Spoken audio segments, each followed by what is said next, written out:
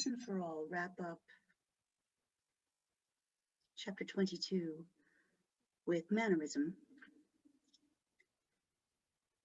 we'll get used to using the isms, as I call them. This one is, in a way, the beginning of our understanding of style in a modern sense. And it begins in the Cinquecento. So if you've been unsure about how we've been using the term style, here it is. It's defined by Kleiner as a distinctive artistic manner. Essentially, it's the way in which the artist creates the art, in a more overarching way than how we define technique, which is the physical way the artist manipulates the medium, the materials of their art.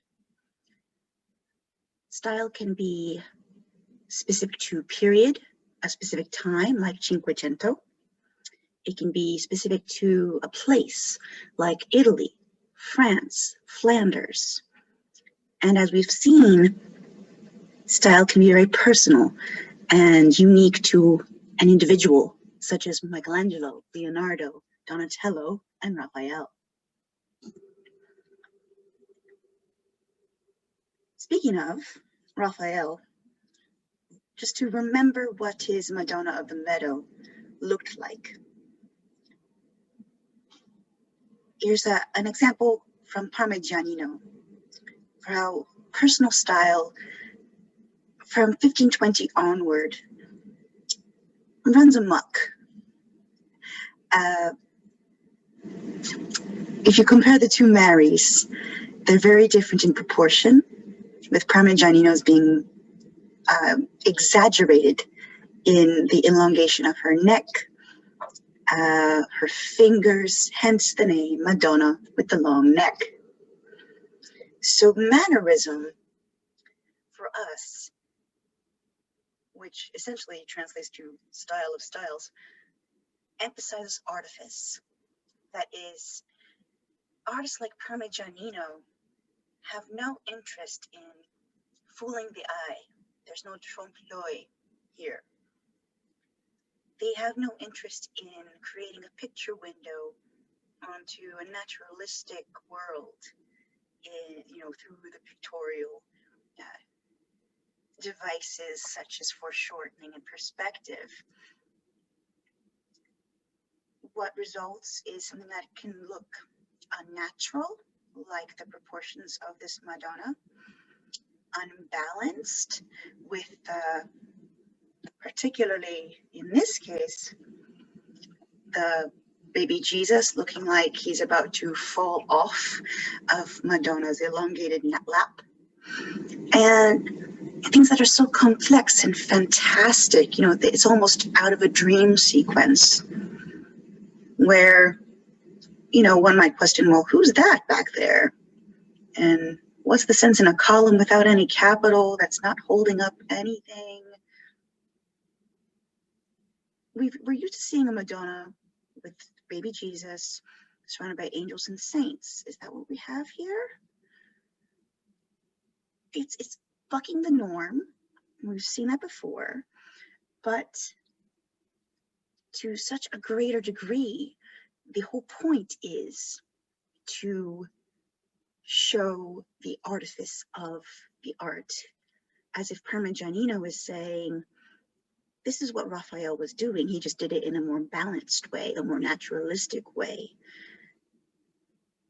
This is also art that is elegant to excess,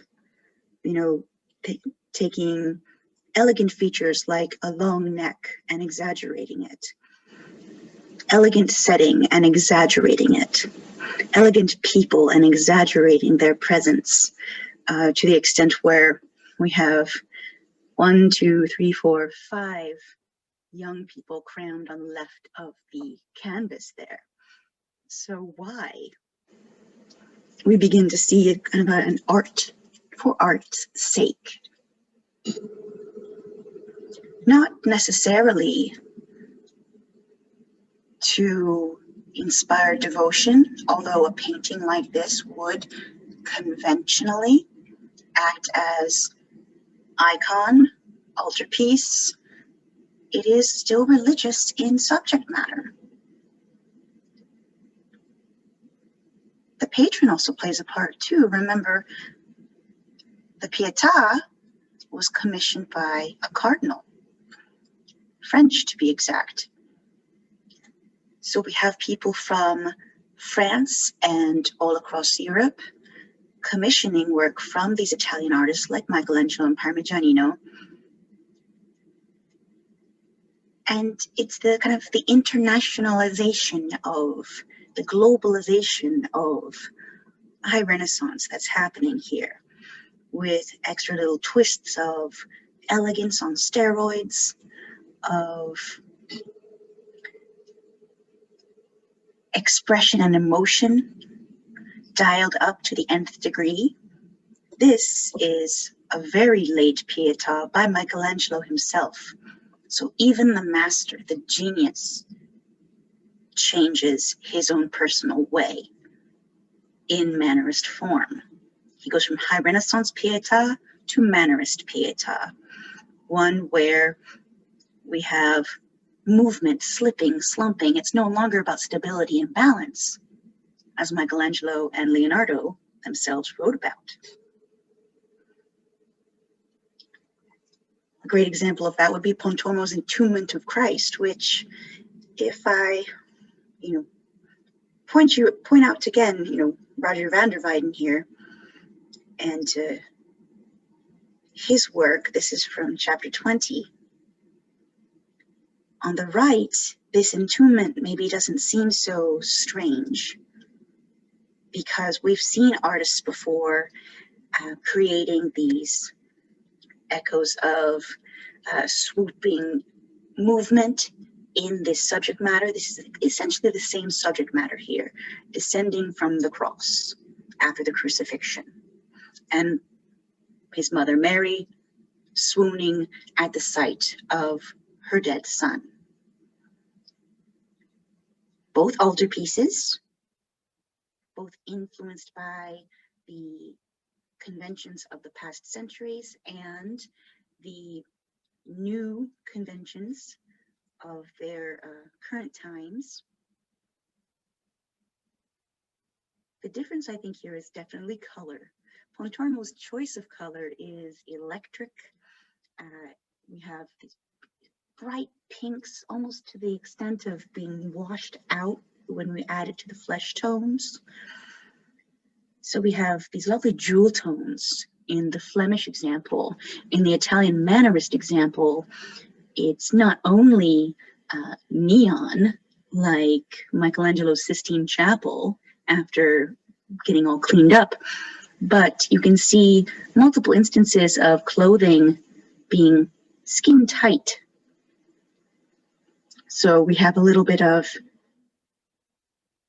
perhaps a commentary on écorché, a commentary on anatomical study of the day. The underlying factor, though, is that everything that High Renaissance provided, Mannerism seems to take apart. So Pontormo, to say it is self-conscious stylishness, we're essentially saying,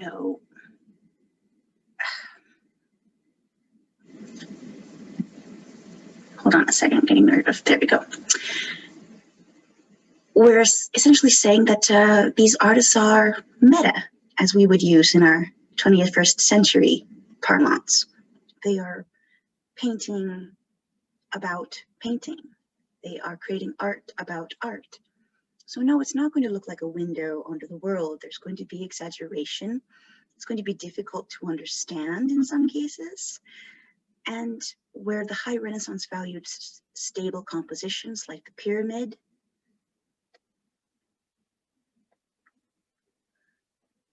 natural color, we have unnatural compositions where we've tried to find a pyramid here we can't find, there's too much slippage, and there's imbalance in how this person's up on his toes. There's no sense of trust that the body of Jesus there will be able to be laid down securely, almost as if everybody's going to come tumbling down. This is a cheerleader pyramid gone awry in this case.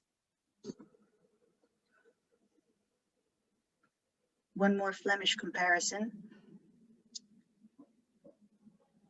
Here with St. Luke drawing the Virgin, we had a self-consciousness there, but in terms of theme and subject matter, this is a self-consciousness that affects all parts of the art. Subject, color, composition, even form, as we have elongated bodies and exaggerated gestures and facial expressions to dial up the emotional mood of such a piece as well. In comparison, everything from 1520 and older looks rather traditional, very calm, very serious, next to things that can actually appear quite comical. So the example I want you to remember, the one I put on the slide list, is Bronzino's Venus, Cupid, Folly, and Time.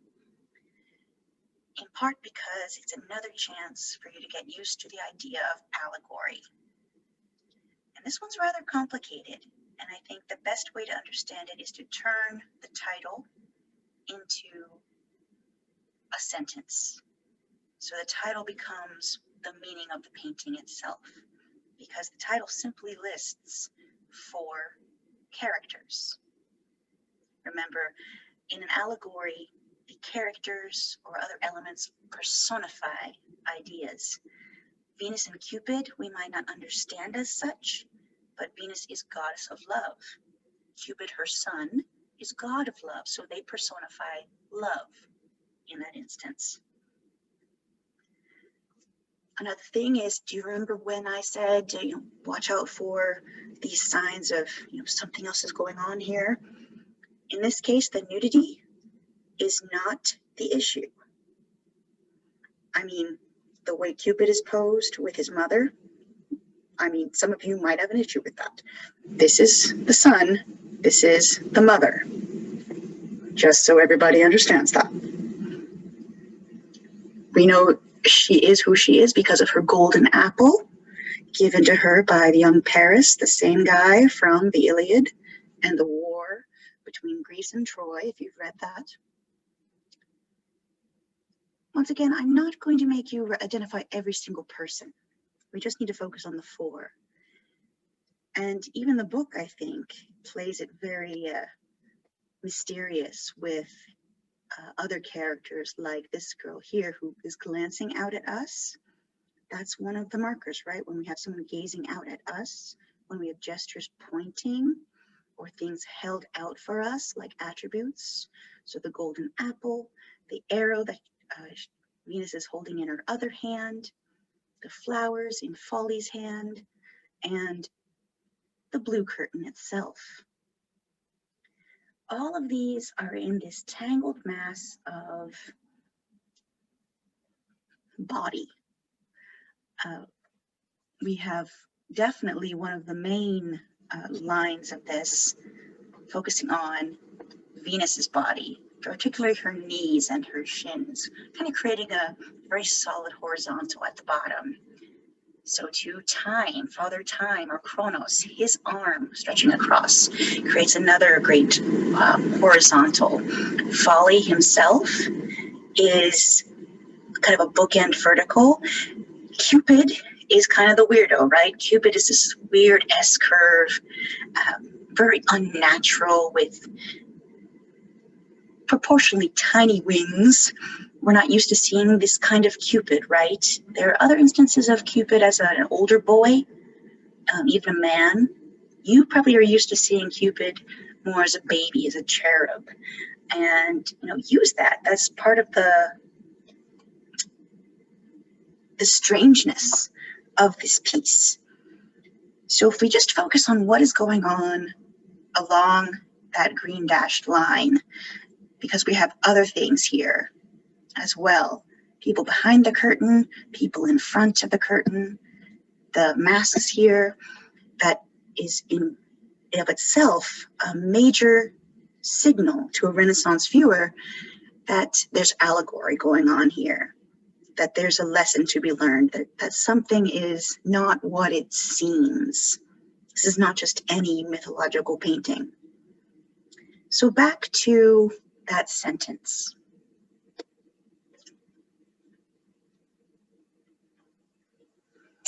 Venus and Cupid, God and goddess of love, respectively. So we can make that just love. Folly, about to toss roses onto mother and son, almost like you would toss roses at, or rice at a newlywed couple. That's definitely foolish, is it not? Strange, unwise. Even in Greek and Roman terms, incest was not acceptable. So we just need to scramble the words.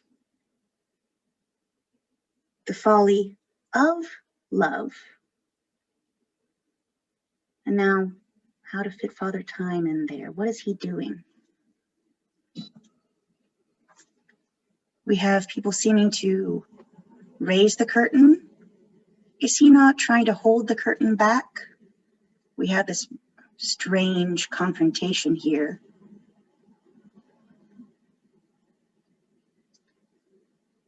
He wants them not to hide what's going on, not to hide the foolish love. So the folly of love is revealed by time. Make sense? You can, of course, come up with your own sentence, but that one, I think, is one that really sums it up. In this case, we have each major term acted out by one of the people, one of the bodies on this canvas. Cupid and Venus standing in his love, and folly accompanying them. Father Time, also known as Kronos, trying to reveal, trying to prevent the concealment of such activity. As a break from that, a little Sophonisba Anguissola, we haven't really talked about female artists yet. And during the Cinquecento, during the Renaissance in general, because of how artists train, girls were not really able to take part unless they had relatives who were also painters, for instance, like Anguissola here. Painters train as apprentices, and that doesn't just mean working in the workshop. As an apprentice, you go to live with your master. Raphael lived and worked with Perugino, for instance. It would not have been acceptable, appropriate for Sophonisba to go and live with an older man who wasn't her father, her uncle, or her husband, or some other relative.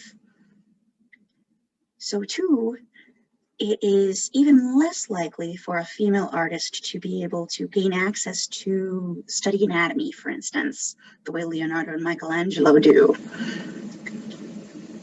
So you can imagine much of her inspiration and her subjects in this case come from the realm of the home, where she is most free, where she is not burdened by having a chaperone and all the other rules that women would have to abide by in the public realm. So this is Portrait of the Artist's Sisters and Brother. After 1520, but you can maybe tell not quite so mannerist as Bronzino, definitely not as mannerist as Pontormo or Parmigianino in terms of instability, choice of color, movement, proportions, everything seems to be quite naturalistic. You could say that the mannerist part here is the honesty. It's also the psychological context of Sophonisba showing the personality of each sibling. The way that Yurandao, if I can bring him back up again, would not do in a portrait done for someone who's not a family member, where on the right, the focus is status, wealth, intelligence. With the sisters and brother, it is personality. I think even the younger sister on the right there is seen as a bit more precocious than the older sister, I believe, as Kleiner still describes it. So each sibling displays their uniqueness, even though the overall green background unites the whole painting. We have similar pattern and fabric on the girls' dresses. And to top it all off, we have this lovely kind of rhythm of chin tilts here all across. So as we look at sister to brother to sister, we see essentially the same face, right? Very similar familial recognition here, with notes of age, notes of maturity, things that Sophonisba herself would probably be more concerned with than ideas of wealth or status or intelligence. Just, what does she think of her sister? What does she think of her brother? How does she view them? It's more of an opening into that domestic, private world than any portrait we've seen. So Mannerism is not separate from High Renaissance in that different artists are involved. This is The Last Supper by Titian, for instance. Very different, although we see the table, and we can see perhaps someone's been looking at Leonardo, because there they all are on the one side of the table. We have Christ, Jesus, in the center of both the canvas and the table, lit by this very fantastic, almost fiery halo in this case, right? Now, I believe this is what the book still doesn't tell you. Where's Judas in this one? There's even more people. There's maids at work. There's animals around. It's a much busier composition, including spectral spirits in the smoky haze of the lamp there. Excuse me, Tintoretto. Did I say Tintoretto, not Titian?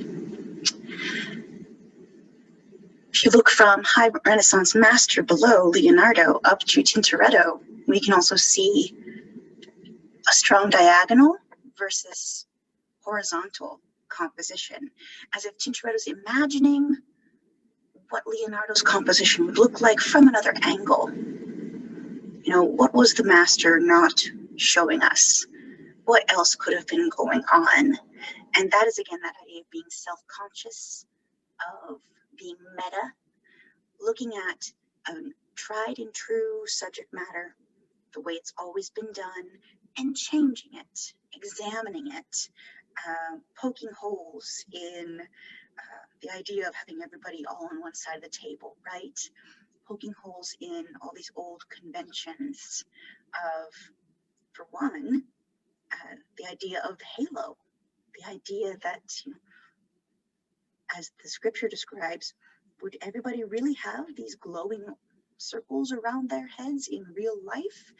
It's almost as if Tintoretto and these other Mannerist artists are self-analytical in a way that is 20th century. It's very modern.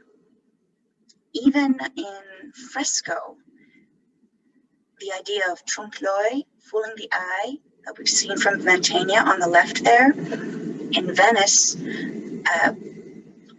Paolo Veronese takes that and tips it forward as if the whole scene there with those twisted columns is going to crash down on us. That is that idea of instability, of what my professor once said is slippage, that it looks like everything is going to cave in. So this is trompe l'oeil, fooling the eye.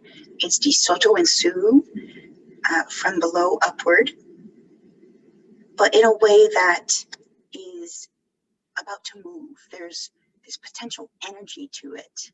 It's about to tip over. People are about to fall through in a way we don't get from Mantegna and the Quattrocento. In architecture, that slippage affects the standard classical elements like the pediments, the columns, seen here at Romano's Palazzo del Te in Mantua. And of course, this is a palazzo, and yet it's really a villa because of its larger program. It's not just one single building. These are a series of courtyards, actually. And the slippage is seen in the pediments here with the slipping keystones as well. And up here, these are called triglyphs that are found on Greek temples like the Parthenon. These things are not meant to be moving. They're the structure, right? Romano is calling attention to their use as ornament now. The keystone doesn't have to be there to hold it up because of the way that it is constructed. The material used, it's not actually an arch that has to be stabilized by the keystone. The triglyphs don't have to be up there because this cornice, these capitals, aren't really holding everything up. It's a solid masonry structure without them. Even Michelangelo experimented with slippage and ornamentation with his vestibule of the Laurentian Library in Florence. There's windows that lead to nothing. They're called blind windows. So here they are down here versus the real thing up above. He sinks his columns into the wall. So we have that lovely gray stone for which Florence is known, put to good use here in contrast to the white wall, almost as if everything in gray is something that is manipulated, something that is extra and mannerist. Columns that are split on the corners. Even the Greeks and Romans had issues with how do we put a column on the corners? How do we deal with that in design? And Michelangelo's choice is essentially to butterfly it. If you're familiar with cutting chicken, if you've ever watched Food Network, to butterfly chicken, you essentially cut it in half so that it spreads out like butterfly wings. That's what he's done with the columns here, to split them and spread them along the corner there. Everything classical here, down to the stairway itself, slips and moves, signifying its use as ornament. Things just don't really make sense, and they aren't focusing on function anymore. The stairs here that, oh, well, you have to shimmy over here to actually keep going. Again, extra to this extent of being nonsensical, being not unuseful, but not exactly helpful. So here we get a glimpse at what architects have been working with for 200 years by this time that Michelangelo's back working in Florence. We have columns and pediments that people like the Medici patrons would be used to seeing. So Michelangelo is counting on his audience to be in on it. He's counting on his audience to recognize these differences of how he's using the columns and how he's dealing with the pediment there. That is no longer an unbroken triangle, but one with these jagged edges here. And in sculpture form, Giovanni da Bologna presents titled abduction of the Sabine woman, but Giovanni himself didn't give it that title. Essentially, another study of anatomy, a study in composition. So, how do we make the marble not look like flesh? Because we've already done that. Michelangelo does that very well. Making it look like hair, again, Michelangelo's done that very well. But how do we deal with making marble move? Well, one, carve it completely in the round so that a person can walk all the way around it and there's still something, a new view to be seen. Make sure there's plenty of solids and voids in each view. That is to say, we have body and then holes around arms, under shoulders. And the whole thing is based on not just a single vertical axis, but a spiral around it. So what I mean by that is we have, for instance, the older man, which in the story of the Sabine women is husband or father. In this view, he is frontal. In the same view, though,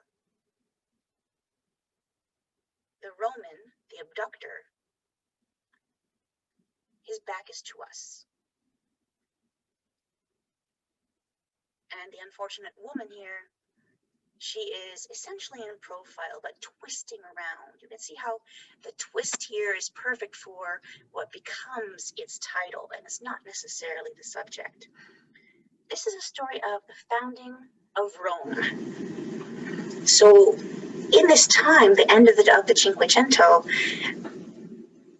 this is something that would be on people's minds as humanist study, studying the story of Romulus and Remus, the twin brothers who are nursed by the she-wolf in the wilderness. Romulus goes on to found Rome, named after him. Also, remember, we have the idea of counter-reformation. We have people turning away from Rome. We have people using the term Rome to mean not just the city, but the whole Catholic Church, the Pope himself. So we also are having a sense of reinvention of what is Rome, what is the Catholic Church during the Counter-Reformation too. So I think that definitely plays a part in bestowing this story onto the sculpture, which even without the story is dynamic and moving in a way that Michelangelo's David, for instance, is very still and about the mind and about the thought and the feeling before the battle. It anticipates action but doesn't display it. Giovanni displays the action of the Romans under Romulus's orders, inviting the Sabines, a neighboring tribe, for dinner, essentially. And at his signal, they all snatch up the women. Because what does a new town, need to survive? Wives, mothers. It's not a good story. It's not a happy story, definitely in light of the 21st century and consent. That's why I say pay less attention to the subject in terms of the title and more to the movement, more to the sense of Michelangelo's Pietà here and the idea of Mannerist being, what if the high Renaissance sculpture could move? How would it move? What would it look like?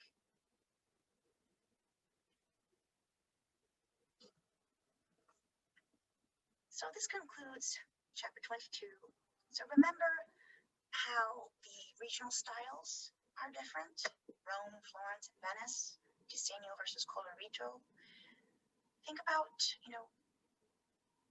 Mannerist art and architecture and what the difference is between that and the High Renaissance, because they have artists in common, they have times and places in common, where you could have an artist working in a high Renaissance style next door to, you know, a Giovanni da Bologna working in a very Mannerist style.